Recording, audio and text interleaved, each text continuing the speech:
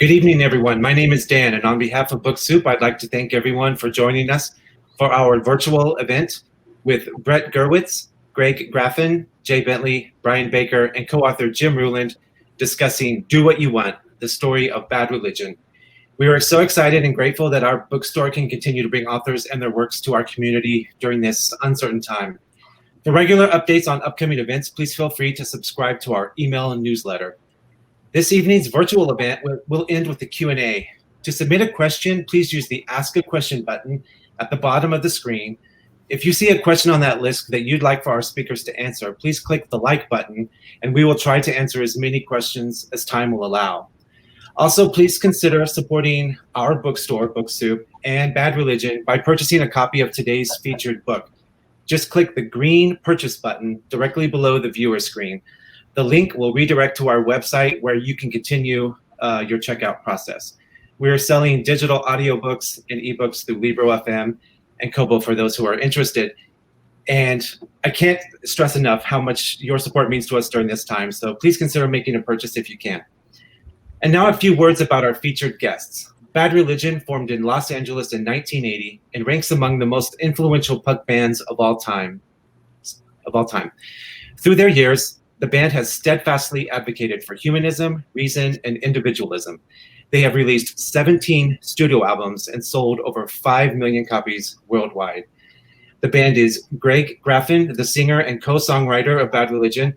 Graffin obtained his PhD in zoology at Cornell University and has lectured courses at both UCLA and at Cornell University. Graffin has also released 3 solo albums of his music. Brett Gurewitz, founding guitar player and co-songwriter for Bad Religion, as well as an accomplished music producer. He is also the owner and operator of Epitaph Records, the home of Bad Religion. Jay Bentley, bass player and founding member of Bad Religion, has also occupied the role of manager for many years.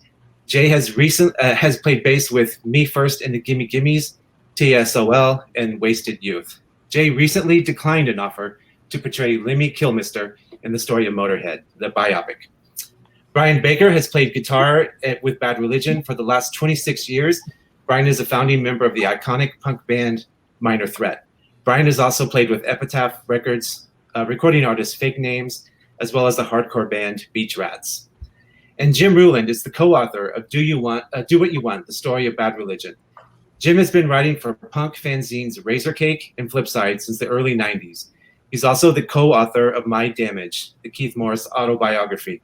And without further ado, I'm going to turn the camera over to Jim Ruland and Bad Religion. Sit back, relax, and enjoy the presentation. All right. Thank you, Dan, for that lovely introduction. Thank you, Book Soup, for hosting this event. I've been to a lot of readings at Book Soup, but it's a great indie bookstore in Los Angeles. I hope that you all support it tonight by mashing that green button at the bottom of the screen and buying extra copies of Do What You Want for your friends, family, and enemies. So I wanted to say a few words before we get started about who I am and how did I get this tremendous opportunity to pair up with Bad Religion to write Do What You Want. Well, it started around 2017 when I got a call from Rick Marino, who is the touring manager for Bad Religion. And he had been asking around about finding people to team up with to write the book. And it just so happened that Keith's book, My Damage, had been out. And so a lot of people recommended my name to him. And so that's how that got started.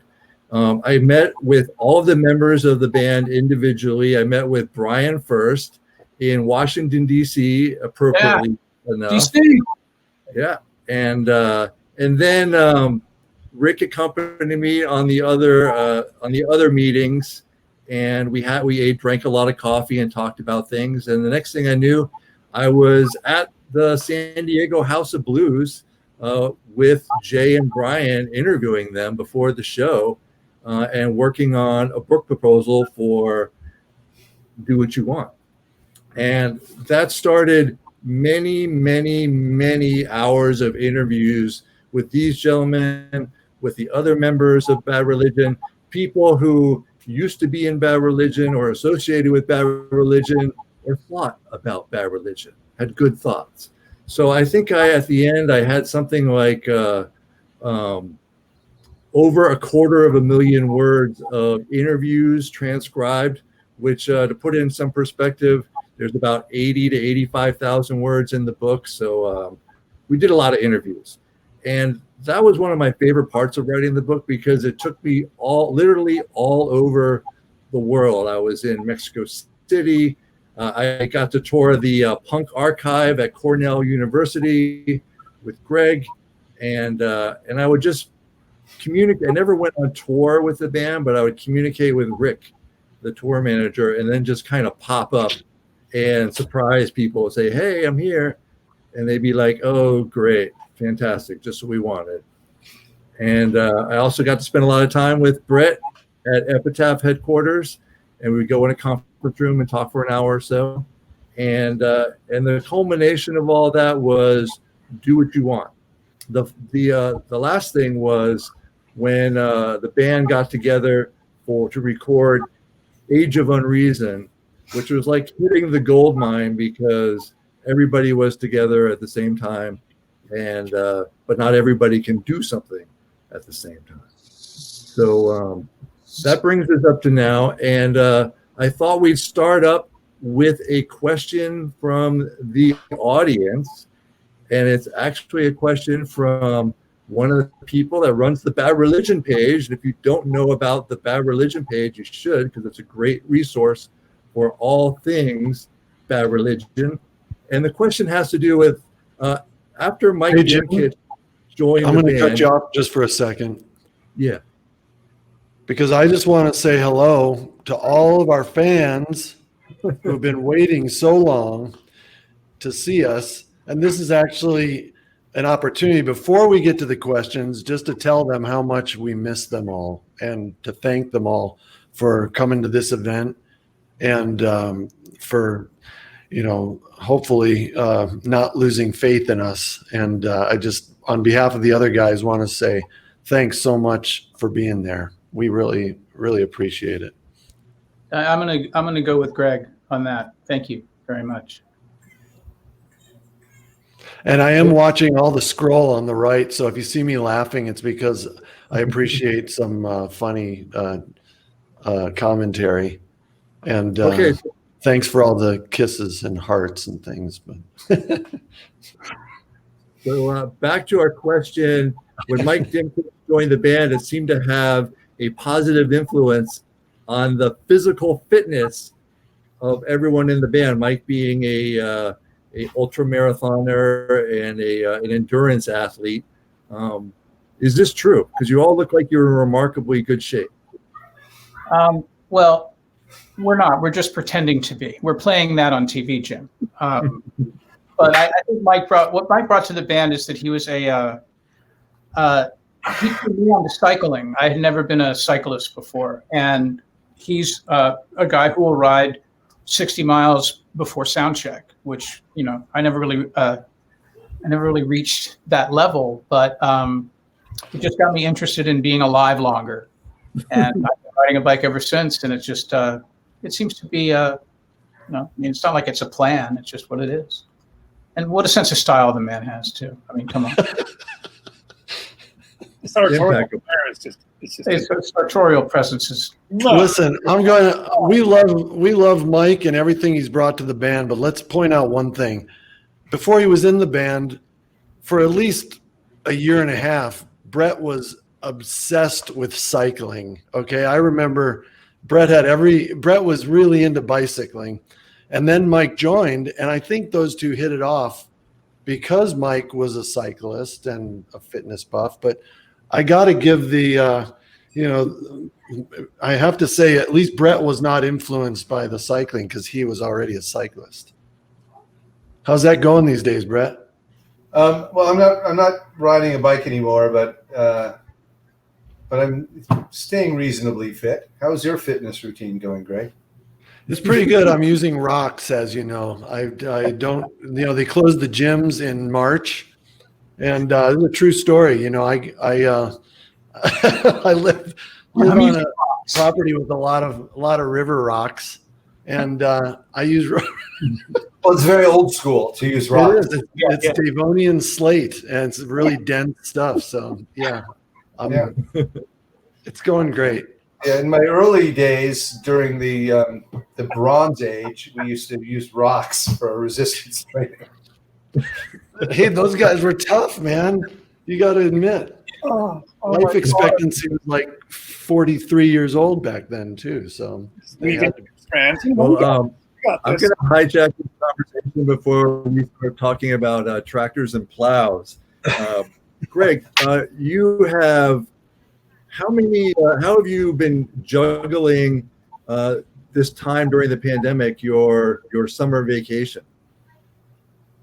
Yeah, well, for me, there's never really a vacation. There's touring, and then there's writing, and then there's creativity time. And this summer, I just finished teaching summer school at Cornell. It was remote, online, an interesting experience. Some people may be commenting on my camera setup, but that's all just because I had to lecture this summer, and I kind of got good at it. It's easier than you might think, but lecturing was a little bit, it's a little sad. I like meeting people. It's like, I like being there in the Socratic style of discourse, with people, and doing it remotely was a bit of a shock to the system, but things have been okay. Luckily, nobody that is our family. I think I can speak for the guys too, because we've kept in touch about extended family, and everyone's doing well through the crisis. So I can report that we're very fortunate. Right on. Jay, what's been the biggest change for you since the beginning of the pandemic? I haven't left my house. We've been on. I think we've toured every year since 1992. Greg, right? 92? Is that when we started? No, 89. No, but I mean, really touring every year. 89. I guess that'd be right. That's when we went to Europe the first time. So this is the first year that I can remember where we just haven't played a note, haven't traveled. That's a other than watching the world kind of burn, that's been a big change. Yeah. Ryan, how has the quarantine affected your creativity? Have you picked up any new hobbies? Well, when it started, it was all, well, I'm going to learn to speak French. I'm going to reread the Iliad. I'm in the original. I had all of these plans, and I was very active for maybe the first couple of weeks, writing music and just generally trying to keep myself busy. And then I sort of hit a wall, and since then I've done basically nothing.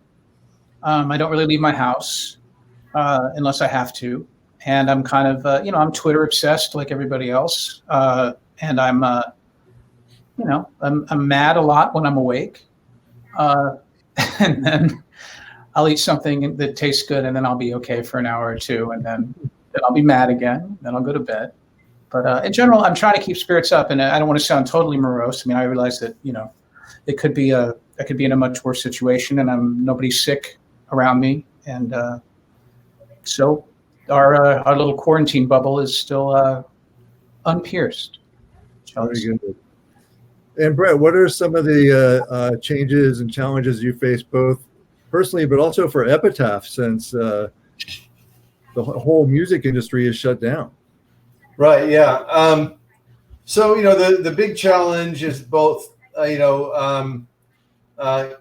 keeping the family happy and healthy, because I have 4 children, but 2 that live with me who are young children, and then also figuring out. So with them, it's schooling, and they're the age where they're learning reading and mathematics. So helping them with that stuff and housework, and then at the same time trying to figure out how to work remotely, because I don't only have Epitaph. I have Epitaph Records and Anti and Hellcat, and then I have Kings Road Merch and Mothership Music Publishing, and Black Mask Comics, and so a lot. the answer is I'm about 10 times more busy than I ever was. And I have to take a 2-hour break in the middle of the day where I'm really doing a lot of homeschooling and tutoring. And, and I guess the big surprise is how much dog hair is invisibly in my house, because it just seems like all I ever do on top of everything else is vacuuming. So musicians have a famously love-hate relationship with touring. Brian, do you miss being out on the road and with the bandmates and crew, or are there things that you don't miss at all? No, I miss every second. I miss the bad things. I miss the good things. I've defined my life by touring for the last 25 years. So I really miss the people that I work with every day.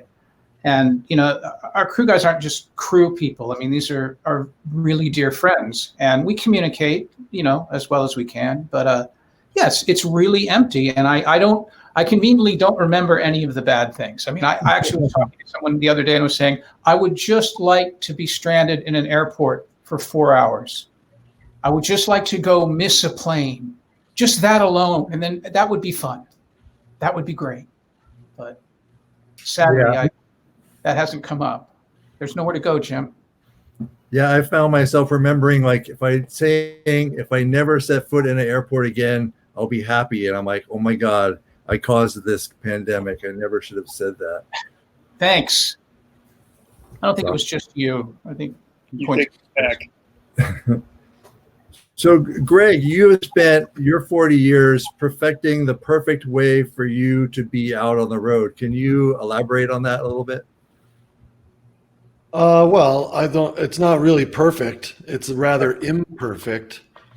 Some people might call it insanity, but, I kind of maybe 25 years ago was going insane, being on a tour bus all the time. So, I think it's not a judgment call. It's just we sort of, as a band, evolved to understand one another and realize that different people in the band had different coping mechanisms, and eventually they worked themselves out.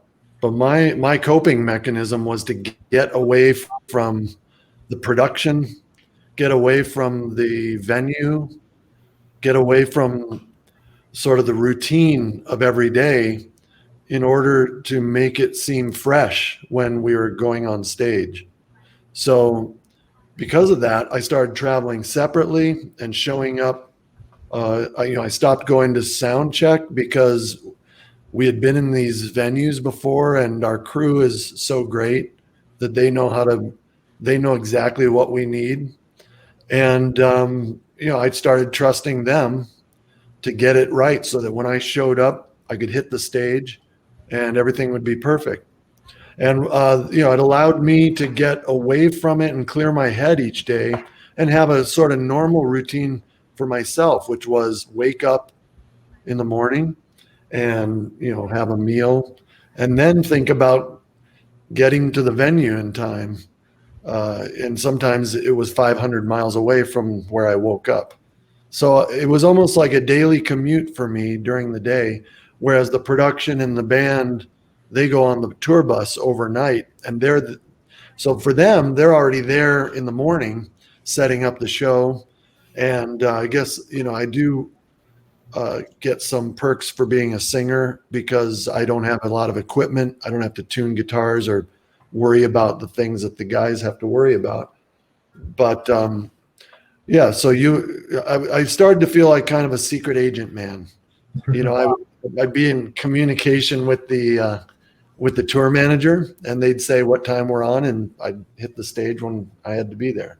Greg, the amount of pizza that you've missed at all hours of the night, all shapes, sizes, flavors, pineapple, no pineapple, you've missed global pizza experiences that you're never going to be able to have. I just want you to know the sacrifice that you're making. I know I might, but as Brian will testify, and Jay too, that there are times that I, even today, join them for an overnight excursion. It's very exciting when he comes. Yeah. In fact, not so long ago, I even went to a military Army surplus store and I bought a Navy outfit. And I wore the sailor's outfit when it was time to do the overnighter because it was like living on a submarine, you see. Right. Well, as a Navy veteran, I can vouch for that. When those red lights come on at night, it does feel like you're on the ship.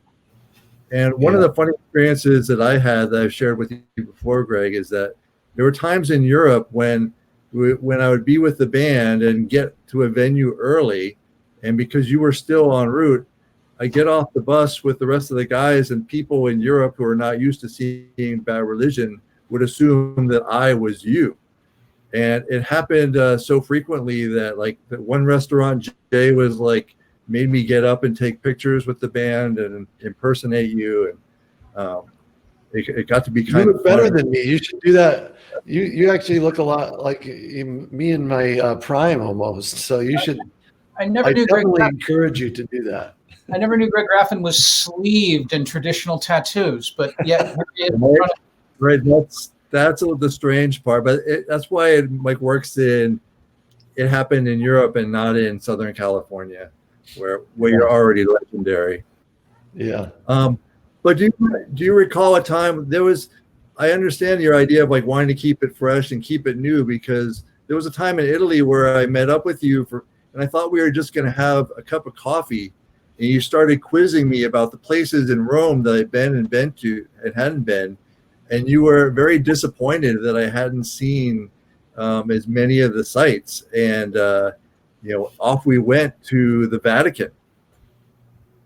Yeah, well, I mean, and didn't I introduce you to some other fantastic culture in a rare book room somewhere in upstate New York? Oh, absolutely. Yeah. Yeah. Jim's referring to our trip to the Vatican. We got a backstage tour of the Vatican. Didn't get into the library, though. That's where we wanted to get, but we couldn't do that. Right. Somehow, maybe with the logo. Maybe that's why you can get in.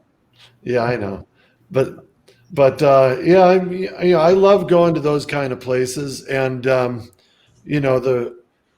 Jim was, I think, blown away, I could say, when we went to the rare book room at Cornell, and there was one of two copies of his favorite novelist and his handwritten notes, James Joyce. I'm outing you here, so forgive me, but one of the, I think you probably have much more memory of it because it's so meaningful to you. But James Joyce's Ulysses, I think there was one of two copies with his handwritten notes on it. Isn't that correct? Yeah, he had his notebooks there. Yeah. Before we put everybody in the audience to sleep with our James Joyce stuff, let me ask Jay. One of the things I witnessed that was really astonishing to me is the care that went into putting the set list together, not just at the beginning of a tour or for a special event, but every single night. Can you talk about that process? Well, there is in the beginning of a tour, you have an idea. Obviously, if you have a new record, you've got material that you want to play off of that record. There's always going to be somewhere between 6 and 10 to a dozen songs that you don't have to, but you should play nightly. And if we're running between 28 and 32 songs, but depending on whether they're from Process of Belief forward and maybe a little longer, or No Control stuff that's maybe 2 minutes, that changes the number of songs. Greg and I talk about that a lot. And then I'll go back and you talked about the BR page. I'll go back to the BR page because there's a pretty extensive set list selection of live shows that we've played. And if we're in a city, if we're in Pittsburgh or whatever, I'll go back and look at what did we play last time we were here. Because I think we always try to put in 5 or 10 sort of, classic deep cuts that would give someone who maybe saw us 2 years ago a different show, because that means something to me. I know that we've all been to shows of bands that just play the same show over and over again. And if you're a big fan, that's fine. Greg will remember that we went to go see, and Brian was there. We went to go see a band that we really liked in the '80s, a good hardcore punk rock band, and we were excited to go there. It was rare. We had a day off on a tour. We went to go see this band, and they didn't play any songs that we knew, and we left there thinking that was a really good lesson of like, you never forget how you got where you are, and there are songs that people really want to hear. It's nostalgic. It's about caring what people want to hear from you. Yeah. Never mind. Look, I'm just fucking around. We don't need to ask a practical question. Will we be playing American Jesus tonight? We don't need to ask that question. One night. Don't it? Goes to 11. Level So I want to switch over to some questions about the Bad Religion's legacy and some of the things that we set out to do in the book. And Brett, I wanted to ask you because of your role at Epitaph and these other labels, that you interact with a broader spectrum of people across the music industry. And what's the biggest misconception that people have about Bad Religion? Huh. You bristle at the label of being like old punks. Do you feel like Okay, yeah. So no, I don't mind being thought of as old punks, because we're one of the longest running punk bands in the world. We started 40 years ago. You can't really celebrate your 40th anniversary and get mad if people think that you're old punks. And I'm not sure what the biggest misconception. I guess one of the big misconceptions is that Mike Dimkich is me. Yeah. A lot of people think Mike Dimkich is really me, and so that's one of the big misconceptions. Sorry, that was a joke answer. You don't have to apologize for comedy. That's it's hard to answer. Never apologize for comedy, people. yes. I don't really know what people think of us. You know what I mean?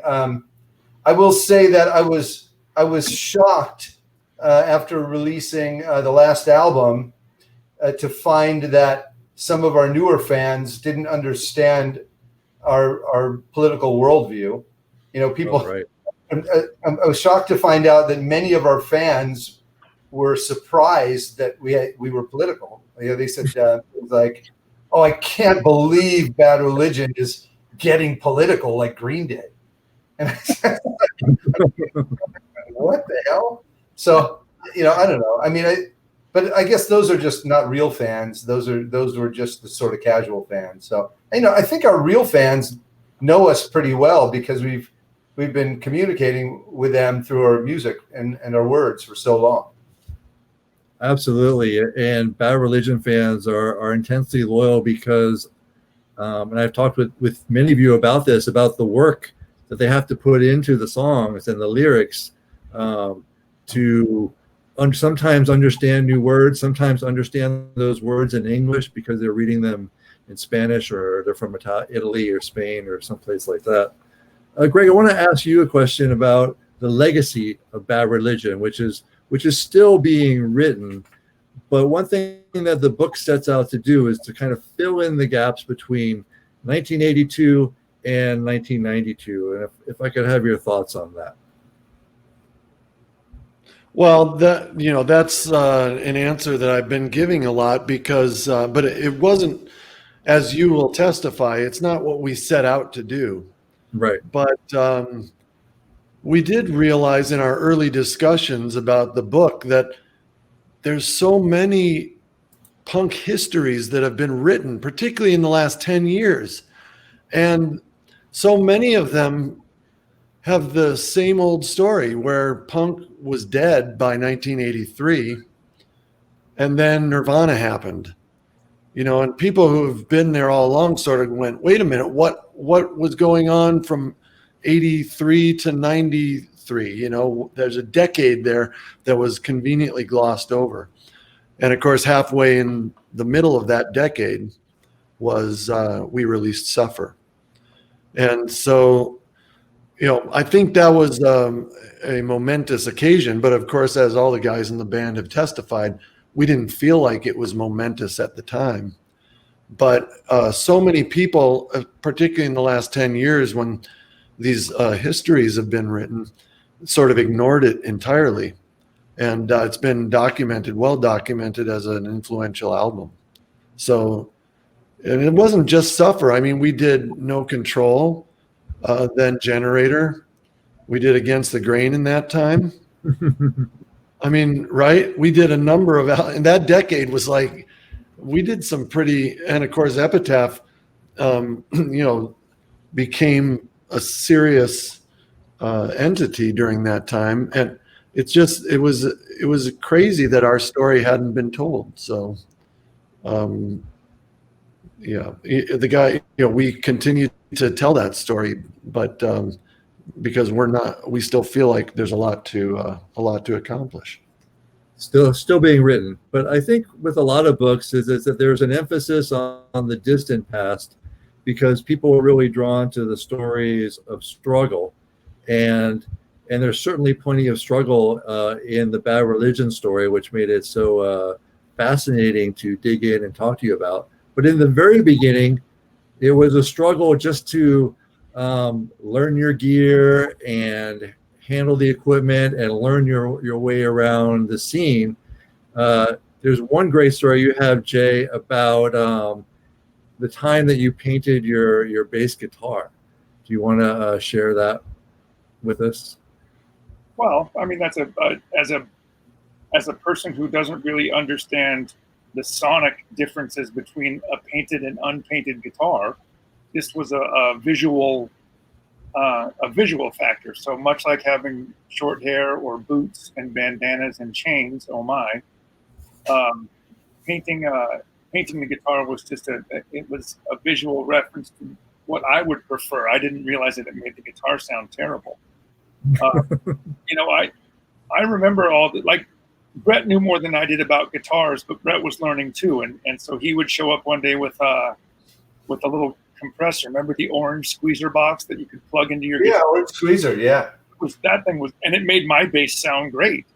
And so, Brett had a Music Man combo that he had taken the head out of, and it had 410 little speakers and an open back, and he wasn't using it anymore. And I was using that for bass, which is completely against the rules. You can't use an open back 410 for bass, but I did because it made noise. So we were all learning how to sound like a band, and maybe that was the effort that we put into it. Was that we just didn't want to sound bad, even though we did, because that was the gear we had. We tried to be better. None of us were Brian Baker. Hey, I'm right here. Did you paint the strings of the bass at the same time? Is that what we're getting at? Who else did that? Jerry. Time out. Only. Bass strings don't break. I mean, I break them occasionally now, but they don't break. And you think, well, they're not broken. Why should I replace them? I'm just saying you're not alone. There are other bassists of note who have painted their own strings as well with varying results. I don't believe that. Really? Yeah, Jerry, for sure. early Jerry only. I touched the bass. I held it in my hands. He'll tell you. He's a sweet guy. So Brian, it's sometimes in the stories it seems like you were born a guitar prodigy, that you were born with a guitar in your hand, and in fact, when you were still a possible, Jim. Do you know anything about how babies are made? Well, hey, even when you were a teenager, you had like a moment in the spotlight, did you not? You're referring to the Santana story. Yes. When I was, I actually did some research. The story was that when I was 12, I played a show with Santana. It turns out that I was actually 14. I did some research to find out exactly what was true. But I had just turned 14. I was in a middle school cover band. The drummer's father owned a restaurant in Detroit, was where I was living at that time. That was a favorite of the Santana band and crew. One thing led to another. Free passes, backstage passes were proffered. I went to the show. 4'11", and I walked into a guitar tuning room, and not understanding protocol, being a punisher, if you will, I started picking up a guitar and playing it. And some roadie saw that, and the next thing I know, pretty much, well, it wasn't the next thing. I watched the concert, and then for the encore, someone was putting a guitar on me, and they basically just pushed me out on stage at Cobo Hall to play the encore with Santana. And all these years, I thought it was like Black Magic Woman or Open Invitation, but actually I looked at the set list from that night just the other day, and it was something I've never heard of. So I just jammed along the best I could. And there's photographic evidence. So, there it is. That was it. That was the first live concert performance. First concert I attended and the first one that I played. Outstanding. Now, one of the things that I've learned from talking to fans about this book, and also please hit that green button, buy a copy of Do What You Want, and support Book Soup and indie bookstores. But talking to fans, I discovered that there are way more fans of Into the Unknown than I ever could have imagined. And they're not ironic fans, but very sincere fans of Into the Unknown. Greg, can you talk about, you told me fairly early on in one of our meetings about how that you were less embarrassed than other people in the band by that project. And so you have a song there that you still really enjoy? Come on, man. Saying I was less embarrassed by it, I was like, yeah. I mean, I have very few filters. That's true. As a 16-year-old, I had even fewer filters. So Brett and I thought, hey, this is cool, man. We got a synthesizer. We got some cool riffs from that Pink Floyd album. Look, here's basically what happened. He said to us getting a keyboard because he wanted us to sound like TSOL Beneath the Shadows. But when you give a keyboard to Greg Graffin, you get Jethro Tull. Basically, that's what happened. And we used to be embarrassed about it. Now we're not. So there you go. And the truth is, I got to be honest with you here, and I'm going to call out the guy who's right above me. Because, yeah, that's you, Jay. Because he's the one who said, you guys, I really think we got to play something off that album on the next set list. I did. For any of you fans who saw us last year. Hey, I was in the audience. You got to see the Dichotomy played live. And the Dichotomy sounded good live. It did, right? I was in the audience. It sounded good. I wasn't wrong on that call. That's a good song. That's a good song. Yeah, there's like a 30-minute guitar solo there too, which is, obviously, I enjoy that. Basically, and that goes back to just kind of like you're paying attention and doing something that people who are real fans of the band would say that was a stellar performance in a song that I've never heard before in 40 years and will probably never hear again. Well, hey, wait a minute. You never know. Songs gotta go. They gotta go. Gotta go.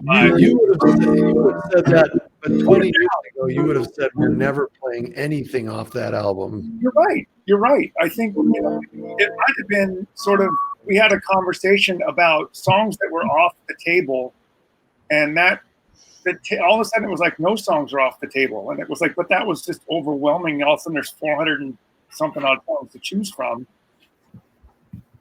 It's fun to go and look at those and go, what can we do? What can we play?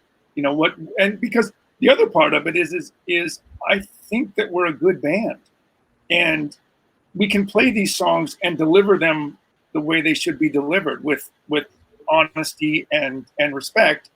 And like Brett said, when we played that, he heard that and said that was really good. He would have been the first one to say, like, yeah, don't do that ever again. Yeah, but I had so much fun playing it that that's testimony to the fact. And I went on record saying I've never really been embarrassed by it. It was any more than you can say. It was an experiment of youth. I think we all learned a valuable lesson, and I think we'll be playing. I really think we should bust out Time and Disregard on the next tour. That's my 2 cents right there. Next tour will be virtual, so that will be easy to do. We can do the entire thing. Try it. Chord and strings. Okay. Who will play the synthesizer? Greg. Yeah, Greg has to play it, of course. There's no other way. 2 of them, so we can play one on either side. Viv Savage. Very vivid. So Brett, we talked about how the fan base expanded worldwide, and that you started to slowly come to an awareness that, like, hey, we have fans outside of Los Angeles by the fan mail that you started to get. Can you talk about some of that fan mail that you would get from all over the world and your awareness that you had a fan base there? Sure, yeah, but the truth is, it wasn't that I was aware that we had a fan base that was expanding. I didn't even know the expression fan base. I was a high school burnout living with my parents. We had a PO box on Ventura Boulevard, but we were getting fan mail from like Italy and Switzerland and Croatia and Netherlands and I couldn't fathom that we were actually getting popular in Europe from this record that I used to drive around and leave on consignment at Zed's Records. So my assumption was that people in Europe were avid letter writers. That's what I thought. I didn't think we were making a name for ourselves in Europe. I thought, man, European kids must just writing letters must really be popular. I didn't find out that we were, when we truly discovered we were huge over there, it was as much as, which was, I think was it the Suffer No Control tour when we went over there for the first time? It was as big of a surprise for me as everybody else. And that was sort of like, that was the true wake-up call. And that was like, we were suddenly 1,000 times bigger than we ever imagined, when that happened. Right on. Well, in a couple of minutes, we're going to open it up to some fan questions. I will select from the Ask a Question bucket. So if you have one, put one there. And since we're on the subject of fans, Brian, I'd like if you could tell everyone here, what is the difference between a fan and a punisher? And how can you avoid being one? Well, it's easy. Fans are never punishers. Punishers are on the guest list, Jim. That's where they come from. And they're often in bands or they're friends of people in bands. And that's what they do. The fans are awesome. And it's just people who don't really get that when I'm at the rock concert, I'm working. I'm either preparing to do something for an hour and a half that is relatively complicated and perhaps strenuous for a man my age, or I've just done it. And so now it's time to maybe relax. And since Greg's not on the bus, I've got it all to myself, have some pizza, text. So any kind of like negative talkiness coming in at me can sometimes be defined as punishment. A lot of friends that good friends of mine who are in other bands, this is a sort of a universal understanding that it's I'm really glad that you got in for free and you're standing here drinking all of the crew's beer. And I'm glad you want to share with me what it is that you do and how you feel about things, unprovoked or asked. But I'm gonna go talk to my wife if that's cool. It's just like wait. That. So, are you telling me that when you're like in a bathrobe and flip flops and going to take a shower, that's not a good time for me to ask you about Minor Threat? Well, no. That actually is a good time for you to ask me because there's no barriers between us, Jim. I mean, that was anytime's good. Anytime's good. All right. Well, let's take a look at the Ask a Question bucket and see what we've got here. Okay, we've got one that a lot of people really want to know about songs that are your favorite to play or that you're most proud of contributing to. So why don't we start with you, Jay? The dichotomy. Yes. That was a lot of fun to play because I didn't have to sing. Half the song is a goddamn guitar solo. Yeah. Greg, so what are some of your favorite to play or favorite that you? Well, first of all, I want to say, people often ask, like, what song are you most proud of? And pride, is not really. I think there's artistic satisfaction that comes. I feel extremely satisfied, but I can't really say that any song I'm more proud of than another. I feel satisfaction when the audience is moved by a song. And so if I was, I've had a lot of misses and a lot of, those are the songs that I thought were great, but it didn't really resonate. And I think that's an important thing to acknowledge as an artist. You want to be true to yourself. That's part of the craft, but it's how the audience responds. And so even though it's a song we played 1 million times, if the audience goes crazy for 21st Century Digital Boy, it's like one of the most satisfying experiences that we do. And so it's almost an impossible question to answer. But I would say that, those big classic Bad Religion songs, they get such a wonderful response that we want to play them every single night. When I went out to visit you, Greg, when you were still composing songs for Age of Unreason, and you played a couple for me when you swore me to secrecy and made sure I had all my devices in a secure location. And but yeah, you told me that you had written about 30 songs that hadn't made the cut, and I was really impressed by just like the industry that went into the writing of the songs, and never mind the back and forth between you and Brett. So let's kick it over to you, Brett. What are some of your favorite songs that you've written or enjoy playing? Well, my favorite ones to play are some of the ones that are just sort of. This is going to sound funny, but are the ones that are easy to play. because I don't think about it. So like Greg wrote a song called Faith in God, right? It's just a fast punk song, but it's really fun to play, And I've always loved playing Sanity. That's a fun one to play. It just sort of chugs along. And I'm not a real technician on my instrument. So, songs that just let me, feel music and not think about my fingers are the ones I generally have more fun with. And then, some of the songs I'm more proud of are a lot of times it's to do with the feeling, and the meaning behind them. So, Sorrow has a lot of meaning for me, and I think it's my best song personally. So I'm proud of that. I also am proud of the song Stranger Than Fiction. Looks like we lost Brian. Bye. And I don't know. I mean, I like New Dark Ages too. Anytime you can rhyme immaculate with ejaculate, it's so a good rhyme makes me like a song. Outstanding. So another question that we've got. I'm sorry, there was a few people who asked that one. I didn't say who the question was from.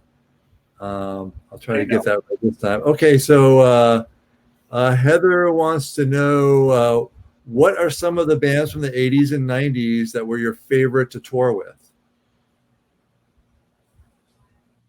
Wow. And Jay, you want to kick that one off? Jay, you like everybody, so I like everybody. I mean, we toured with the Super Suckers and Pearl Jam. We toured with NOFX and Pennywise. I mean, I don't think there was ever a band we didn't like touring with. I mean, no, there was a couple bands that we kind of maybe didn't see eye to eye with, but whatever, we got over it. And there were some bands that they struggled more in front of our fans than others. Promise Ring comes to mind. They had a hard time in front of our fans. But I always remember talking to them and just saying, look, play your songs and eventually people will change their mind. But if you provoke people because you're upset, they'll just stay upset. That's why I keep saying things like, stop throwing quarters at me from stage. So I get my quarters. Greg, you want to? I think going on tour with those bands, particularly the Epitaph bands that we had so much fun with, there was just a lot of camaraderie. And even to this day, we usually take out a band, younger bands that are getting started. Hey, he's back. Boy, you don't want to know where I've been. All right. Let's just stop talking right there. Thanks He's back. you. Okay. But just to finish with Heather's question, a lot of people don't realize that there is a lot of camaraderie, and it's important when you choose a band to go on tour with, or as we've been chosen by other bands, that there's a genuine feeling of camaraderie and friendship.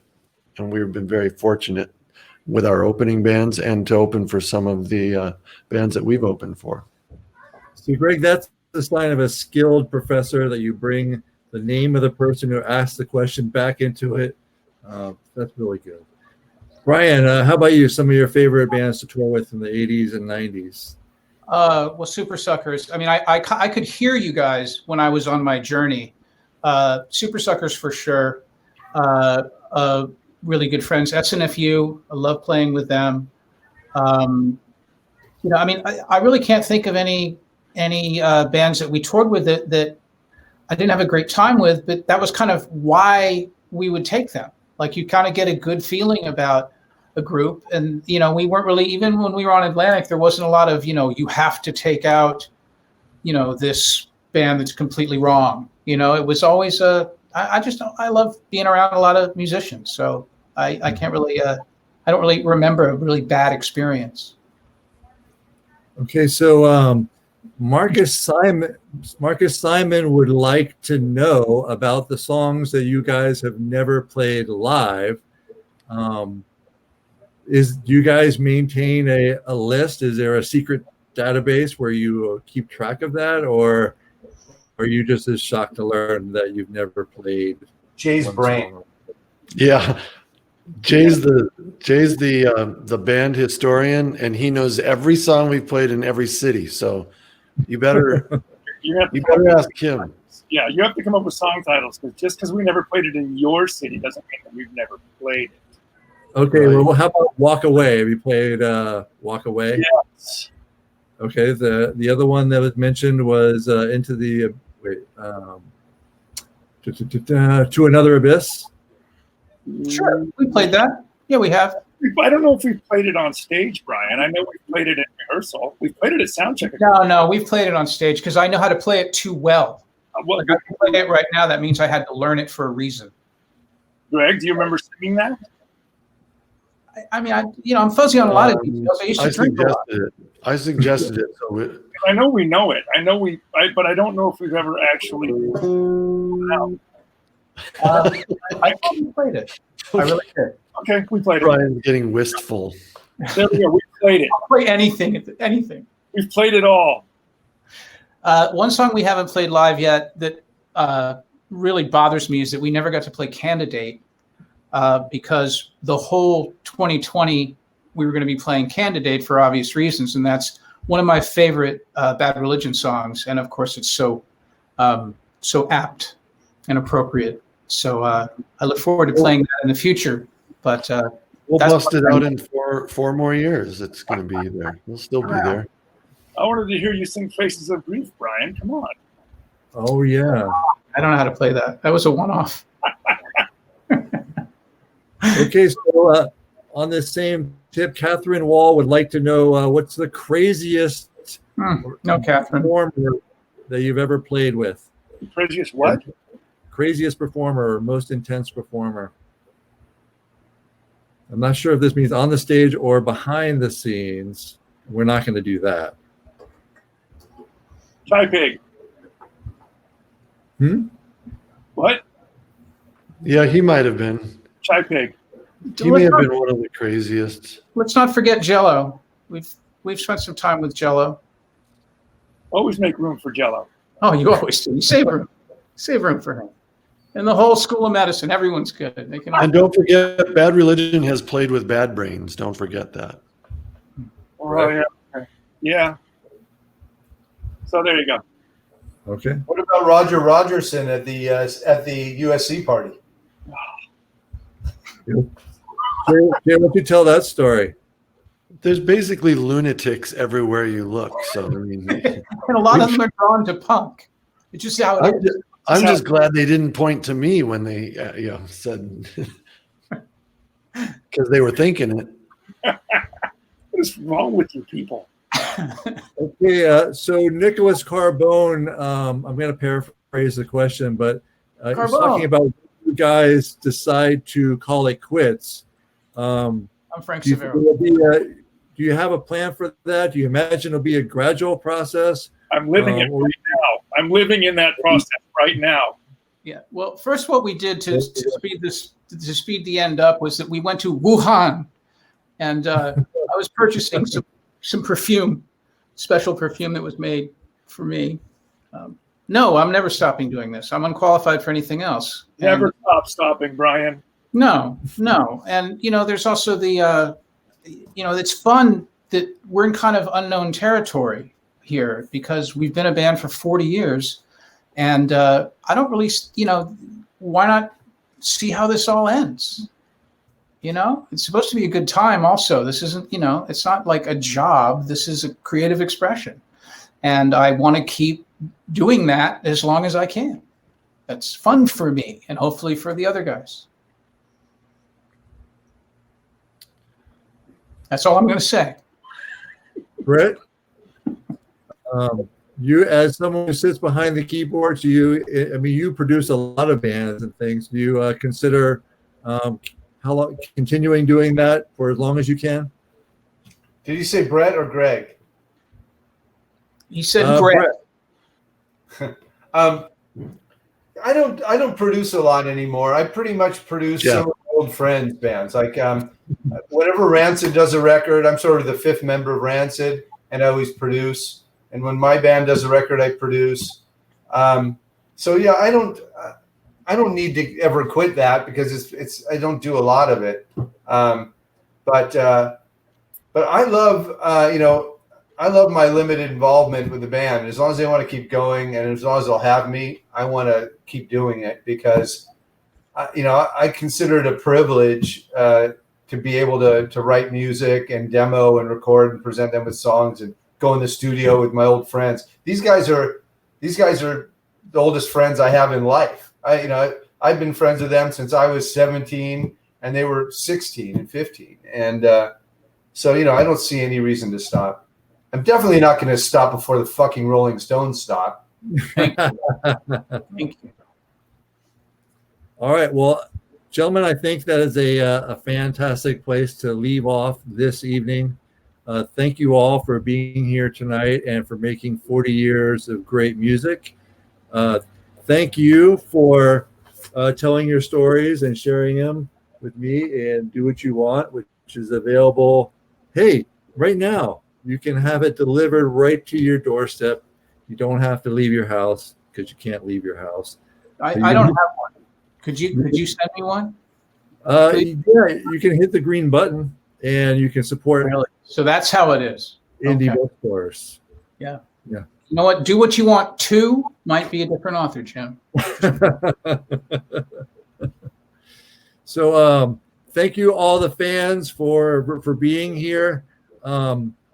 Somehow it says there are 1,018 people here, but apparently it caps at 1,000. So there are a couple people who may have. They're on the guest list. Stay away from them.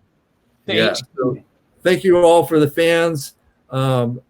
And hopefully in the very near future, we can all be listening to Bad Religion play in front of a live audience. Yeah, and I want to personally thank all of you guys on behalf of the band. Your support means the world to us, and we feel terrible about the situation we're all in. But playing for you is among the most meaningful things that we do in our life, and we want to come back soon. And thank you all for being there. We really appreciate it. Yep. Thanks, guys. Thanks for doing this. We really appreciate it. Great. Thank you. Thank you, Dan. Thanks, everybody. Just a reminder for everyone, you can purchase the book at the green button when the live stream ends. This will be archived, so if you missed the beginning, in about 30 seconds to a minute, it's going to be posted, and then it will live in the archives after this. So please share it with friends. And thanks for supporting the band and for supporting you. Bye, everyone. The bandwidth. Good seeing you, dudes. Bye, Greg. Bye, Brian. Guys, I'll Bye, see you. Dan. Bye, Yeah. Page. Bye, Fish Tank. Bye, Fish Tank. Bye, Jim. Bye, Jay. Have a good day.